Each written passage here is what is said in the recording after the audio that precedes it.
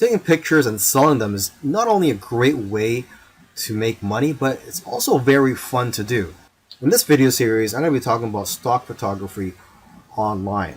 And so this is where you upload your photos to stock photography agencies and their websites, and then you would get paid a commission or royalty whenever somebody purchases your pictures from these websites. And stock photography is never going away and will always be in demand.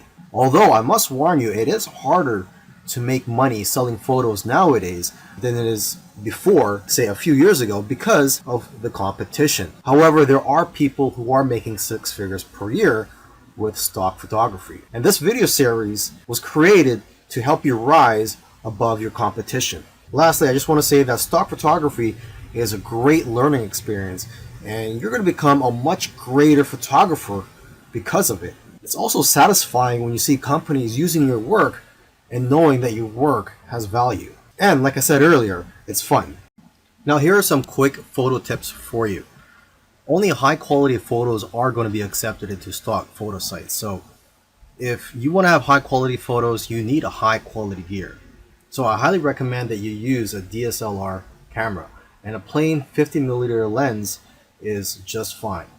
Now you're going to want to try to take pictures that are difficult for regular people to take with their smartphones.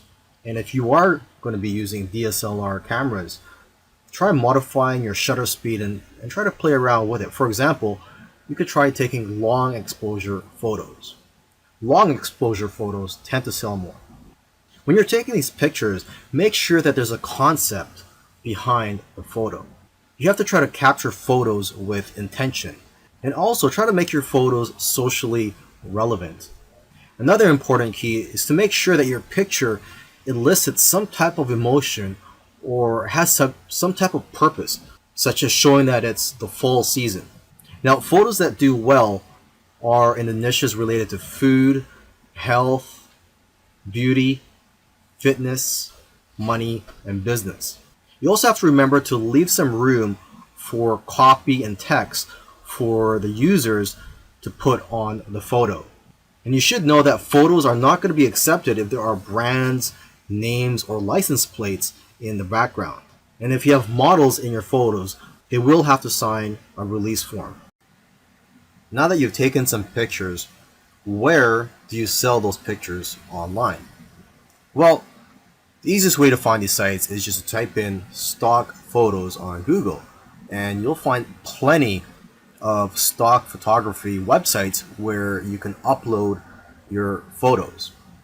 Now, let me just give you some of the top sites out there. Okay, there is Pond5, which pays 50% of the sale, Alamy, which pays 40% royalty per photo, and there is one photographer that I know of who makes $100,000 per year from just this one website. Okay, and there's iYeem, which pays 50%. A lot of photographers are having success with this site. And there is Getty, which pays 20 to 30%, but they do sell photos for a much higher price, between $300 to $500. Okay, and 123RF, this stock photo site, the way they work is that the more photos you upload, the higher the royalty percentage that they'll pay you. And there's iStock, which pays 15 to 45% depending on the photo, but they'll pay you a higher rate if your photos are exclusive to their site. And there's a DreamsTime, which has a very thorough approval process, but if you do get approved, they'll pay you 25 to 50% royalty and up to 60% if your photos are exclusive with their site. Plus, they'll even pay you an extra 20 cents per photo. And then one of the biggest stock photography websites out there is Shutterstock. They'll give you the most exposure because of their reach, huge customer base, and ability to advertise your photos. And there's Adobe, which will give you almost as much sales but higher sales amounts. And Adobe stock is integrated into the Adobe software. There's iStock Getty Images, which can also get you a lot of sales. Now, what I usually do advise to photographers is to stay away from some of the larger stock agencies such as Shutterstock, iStock, etc. Because they're publicly held companies, and they're more interested in making their shareholders happy and not the individual contributors. They just don't have the incentive to help contributors grow and make more money. However, if you are a beginner, you may want to try out these larger stock agencies just to test out the waters and to gain experience at first. And then you could try out the smaller agencies such as Dreamstime, StockFresh, etc. The advantage of working with these smaller agencies is that there's less competition for you as a contributor. But then again, everybody is different, so you have to figure out what works for you. And interestingly, I know of somebody who makes more money uploading to free stock photo sites like Pixabay than other stock photo sites, because people have the option to donate to you when they download your photos for free.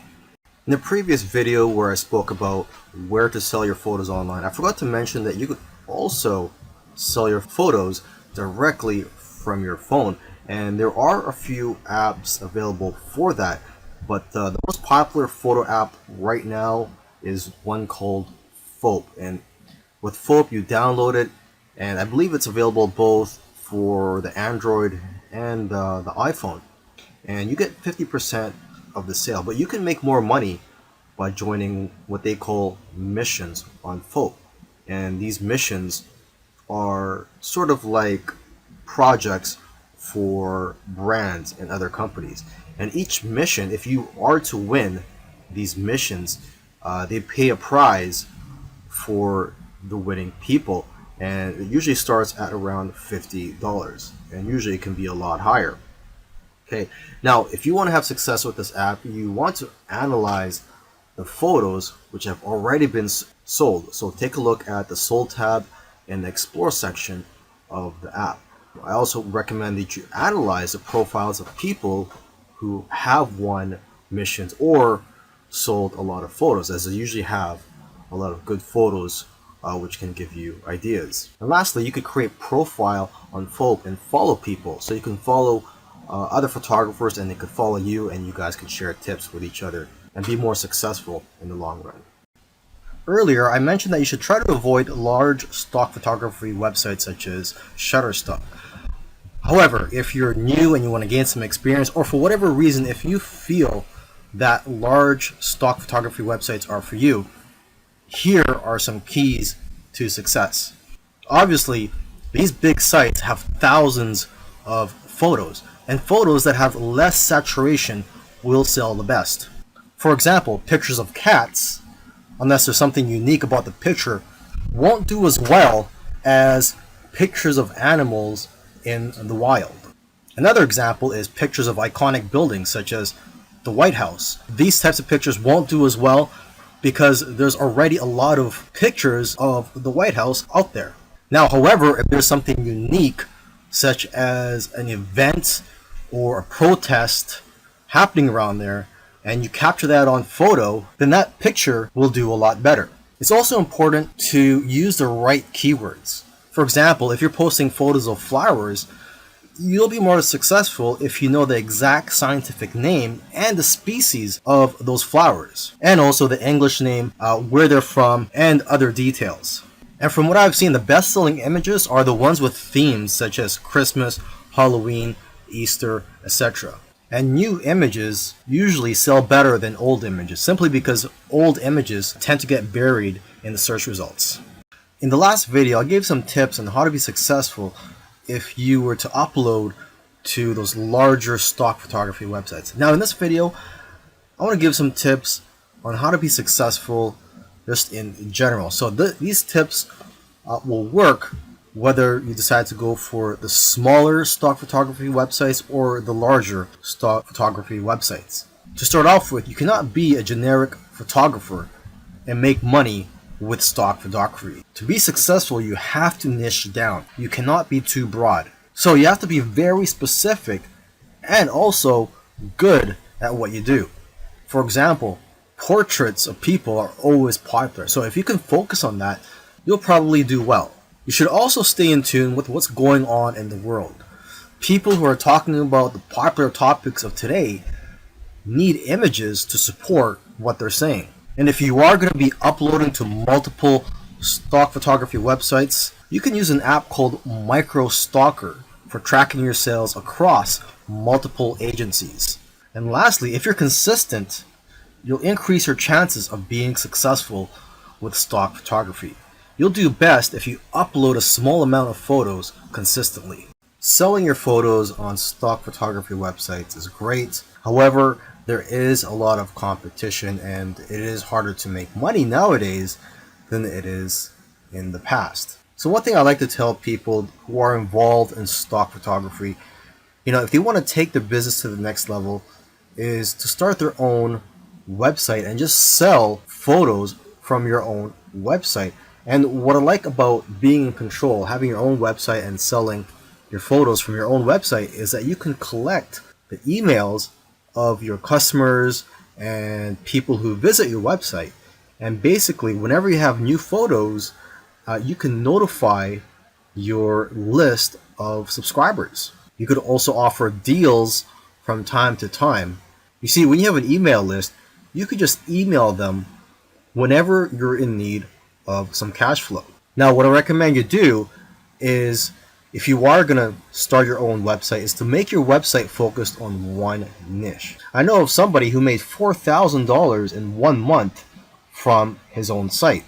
Now, aside from just collecting emails from your customers, you could also collect emails from people who just visit your website. And to entice them to opt in, you can run a contest where if they enter their information, such as their email and their name, they'll be entered to win a photo or a print. Another great thing about building a list of subscribers is that you can build a relationship with your audience and that you're going to get repeat sales in the future. You see, when people buy your photos from stock photography websites, you don't collect their information. So it's not like you could tap their shoulder in the future and say, hey, would you like any of my other photos or my newest photos? This way, with your own website, you could just notify them, like I said earlier, whenever you have new photos or if you have a discount that you're offering. You should also sell prints of your photos from your own website to increase your revenues. Now, if you're scared to start your own website, there are several tools out there that make it very easy for you. And one tool that I highly recommend is called Shopify. One good feature of Shopify is that they will contact somebody who abandoned their shopping cart and they'll get reminded to purchase from you. And there's all types of themes available for you to use from Shopify. Now, once you have your site up and running, you could use Facebook ads to drive traffic to your site.